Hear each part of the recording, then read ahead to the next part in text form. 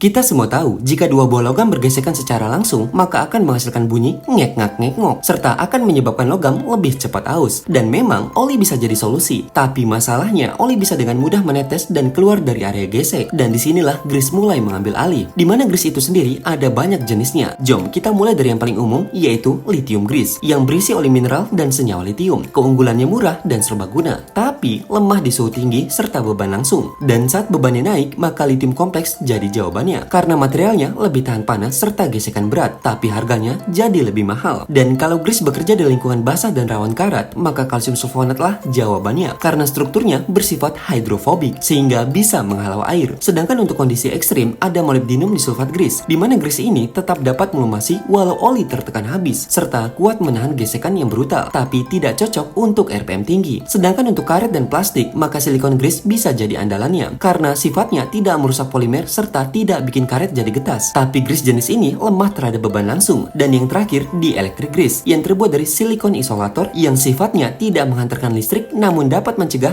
kelembapan. Dan grease jenis ini dipakai bukan sebagai pelumas mekanik, namun sebagai pelindung karat dan pencegah kelembapan. Itu sebabnya ia sering dipakai di busi, soket, dan konektor listrik. Jadi ingat, grease bukan soal licin, tapi soal material yang tepat untuk fungsi yang tepat.